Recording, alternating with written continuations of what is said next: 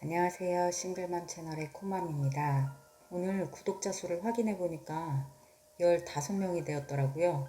어제까지만 해도 7명이었는데 하루 만에 7명이나 늘었어요. 순간 너무 신기하고 감사해서 요즘 힘들었던 마음이 잠시나마 사라지는 걸 경험했어요. 아직 동영상도 몇 개 없고 어색하기만 한 영상을 보고 구독을 눌러주셨다는 게 참 신기하더라고요. 정말 감사드립니다. 앞으로 잘 부탁드리겠습니다. 그럼 본론으로 들어가서 오늘은 제가 겪었던 두 번의 암 중에서 첫 번째 암이었던 귀밑 침샘암에 대해서 얘기를 해보려고 해요. 귀밑 침샘암, 말도 잘 안 되는데요. 참 흔하지 않은 병이죠. 저도 그게 제가 왜 걸렸는지 아직까지도 의문인데요. 5년 전 2015년 하반기에 제가 임신 28주 정도 되었을 때 아침에 세수를 하다가 여기 귓볼 앞쪽에 딱딱하게 뭔가 혹 같은 게 만져지더라고요. 크기는 1cm도 안 됐을 것 같고 딱딱하긴 했지만 아프진 않았고 그리고 커지지도 않아서 신경을 쓰지 않았었어요. 그래서 출산 후에도 이것 때문에 병원에 가볼 생각을 하진 않았었던 것 같아요. 그런데 이것을 발견하게 된 계기는 좀 특별한데요. 제가 출산 당시에 회음부 절개를 했는데 퇴원 후에 일주일 만에 회음부를 꼬맨 그 부위가 풀려서 다시 의사를 찾아갔더니 의사는 자연히 아무는 경우가 많으니 기다려라 하더라고요. 그래서 아무 처치도 받지 못하고 다시 돌아와서 기다렸어요. 아물 때까지. 그런데 몇 주가 지나도 전혀 아물지 않았고 결국 4개월 정도를 제가 참다가 못 참겠어서 의사를 찾아갔어요. 근데 의사가 보더니 재수술이 필요할 것 같다고 하더라고요. 보통의 경우에는 자연히 아무는데 간혹 저같이 자연히 아물지 않는 경우도 있다고 하더라고요. 여기서 잠시 호주의 병원 시스템에 대해서 설명을 좀 해보자면 몸이 아프거나 검사를 받고 싶을 때 한국에서는 가정의학과라고 하는, 여기에서는 General Practice라고 짧게 줄여서 GP라고 하는 의사를 먼저 보게 되어 있어요. 처음에 먼저 GP와의 상담을 통해서 진단을 내리거나 GP의 판단하에 피검사나 초음파, 엑스레이 등의 검사가 필요하다고 하면 레퍼럴을 의뢰서를 써줘요. 그럼 그 용지를 갖고 피검사하는 곳이라든가 초음파하는 곳에 예약을 해요. 예약을 하고 예약 날짜에 가서 검사를 받은 다음에 결과를 GP한테 보내주면 저는 다시 GP를 예약하고 예약한 날짜에 GP를 통해서 결과를 듣게 돼요. 그게 보통은 며칠에서 몇 주까지 걸릴 수가 있어요. 호주라는 나라에서는. 그리고 그 검사 결과에 따라서 GP가 생각했을 때 전문의를 볼 필요가 있다고 판단했을 때 전문의에게 의뢰서를 보내요. 주로 공립병원으로 레퍼럴을 보내게 되면 메디케어가 있는 영주권자나 시민권자 이상은 무료로 전문의를 만나고 상담을 할 수가 있어요. 혹은 내가 사립병원으로 가고 싶다면 사립 전문의를 만날 수도 있어요. 그렇게 GP가 병원으로 각종 검사 결과와 레퍼럴을 보내면 레퍼럴을 받은 병원에서는 소견서를 토대로 응급인지 아닌지를 판단하고 예약 날짜를 잡게 돼요. 그렇게 전문의와 예약이 확정이 되면 집으로 예약 확정 레터나 문자로 통보가 와요. 그러면 그 예약 날짜에 병원에 가서 전문의와 먼저 상담을 받게 되는데요. 만약에 전문의가 생각했을 때 시술이나 수술이 필요하다고 판단되면 웨이팅 리스트에 올라가게 되는데 응급이 아닌 경우에는 최소 2달에서 몇 년까지도 기다리는 경우가 있어요. 예를 들면 위가 아파서 위내시경을 받으려고 하는데 위내시경 같은 경우에는 전문 병원에서 전문의를 통해서 받아야 되는데요. 응급이 아닌 경우에 그리고 이력이 없을 경우에는 2년, 3년까지 기다리는 케이스도 본 적이 있어요. 저 같은 경우에는 처음에 2번의 암을 겪고 얼마 뒤에 위가 좀 안 좋아서 위내시경을 의뢰를 했는데 정말 제가 이력이 있다 보니까 전문의를 만나고 위내시경 끝내는 데까지 한 달도 안 걸리더라고요. 그래서 호주라는 나라가 응급인 환자의 경우에는 정말 빠르게 대처를 잘 해주는 것 같은데 반면에 응급이 아니다 라는 확신이 있으면은 정말 뼈가 부러져도 몇 년을 기다릴 수도 있다는 소리도 들었어요.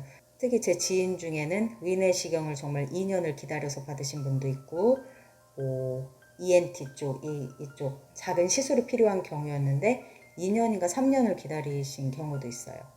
그래서 다시 본론으로 들어와서 저 같은 경우에는 처음에 GP를 만나서 제 회음부 문제를 말을 하고 그 다음에 아무 그냥 생각 없이 귓볼 앞에 있는 혹에 대해서 말을 대수롭지 않게 했더니 GP가 초음파를 먼저 해보자 하더라고요. 그래서 초음파를 받고 초음파 소견상으로는 모양도 동그랗고 갑자기 커졌다거나 아니면 통증을 느낀다거나 그런 별 의심되는 그 증상이 없기 때문에 80%는 양성일 수 있으나 혹여 20%는 악성일 확률이 있으니 바이옵시 그 새침 검사법 그거를 권유를 하더라고요.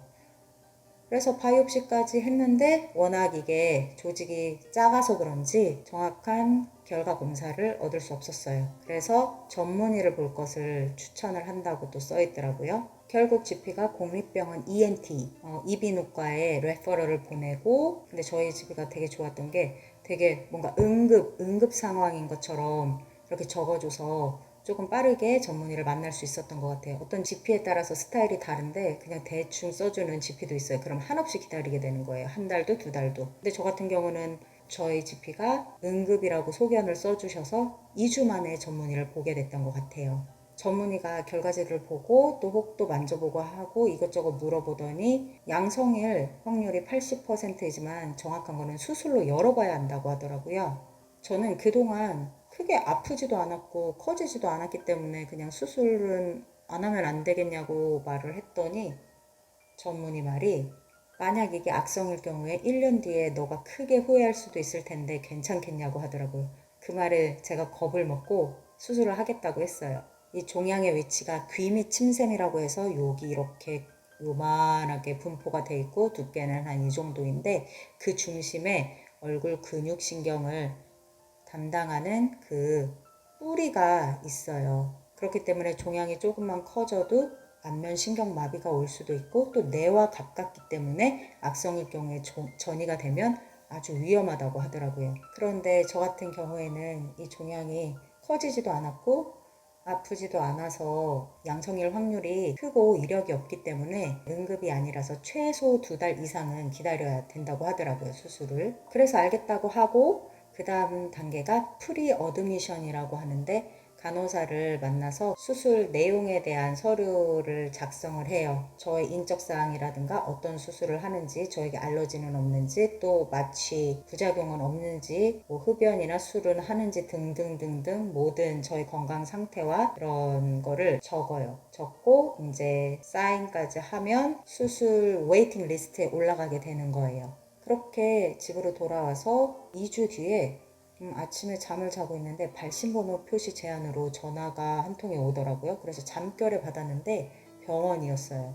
내일 오전 수술 환자 한 명이 캔슬이 되었는데 너가 오지 않을래? 이러길래 솔직히 그 순간 좀 귀찮기는 했는데 그래도 빨리 하는 게 낫지 않나 싶어서 알았다고 하고 전화를 끊고 그 다음날 7시에 가서 수술실에 11시 정도에 들어갔던 것 같아요. 그리고 수술대 위로 옮겨지고 의사들이 자기 소개를 하고 우리가 잘 할 테니 걱정하지 말라며 안심을 시켜주고 산소 호흡기 같은 거를 씌워주더라고요. 그리고는 스르륵 잠이 들었던 것 같아요. 그렇게 잠이 들고 눈을 떠보니 저녁 7시경이었는데 제 눈앞에 의사들이 저를 바라보고 있더라고요. 그러면서 저한테 눈을 깜빡여보라, 코를 찡긋해보라, 입술을 올려보라, 아 해보라, 오 해보라, 이 해보라 하면서 이것저것 시키더라고요. 잘 움직여지는 걸 보더니 막 환호를 하더라고요. 사실 이 수술이 몇 시간? 6시간, 7시간 걸릴 수술이 아닌데 저 같은 경우에는 모르겠어요. 여자라 그런지 동양인이라 그런지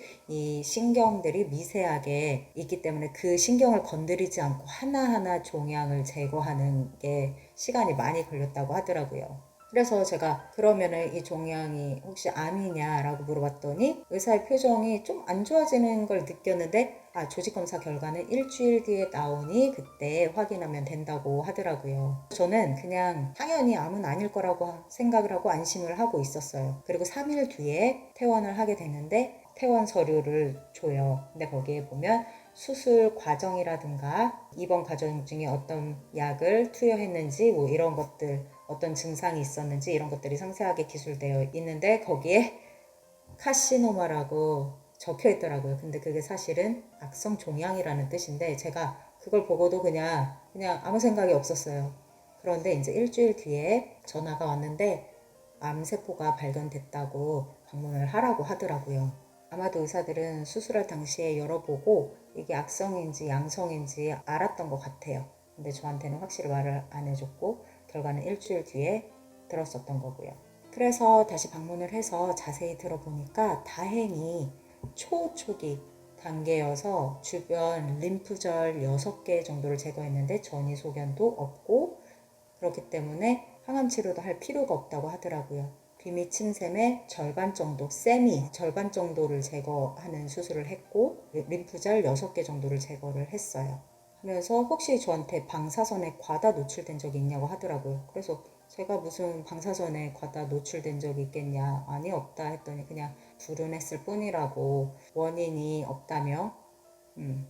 그렇게 해서 첫 3개월째 갔을 때는 MRI를 찍어서 확인을 하고, 그 다음 3개월 후에는 초음파를 봐서 아직 깨끗한지 확인을 하고, 그 뒤부터는 6개월마다 방문을 해서 통증은 없는지 어떤 증상은 없는지 그리고 촉진을 해서 진료를 했어요. 그런데 살짝 안타깝게도 후유증이 하나 생겼는데요.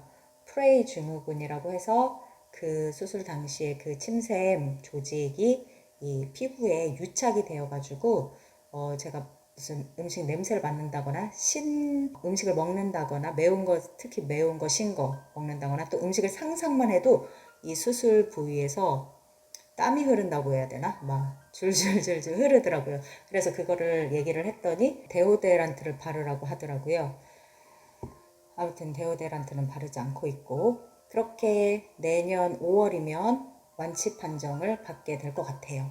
그런데 조금 지금 좀 걱정이 되는 게, 그동안은 괜찮았는데 지금 둘째 임신 중인데 얼마 전부터 귀안이 한 2달 됐나? 귀안이 너무너무 먹먹한 거예요. 관절 쪽에 뻐근하게 통증이 있는 것 같기도 하고, 그리고 최근에 극심한 스트레스를 받아서 또 이렇게 뭐가 확 올라오는 게 아닐까 하는 좀 그런 걱정도 요즘엔 들기도 해요.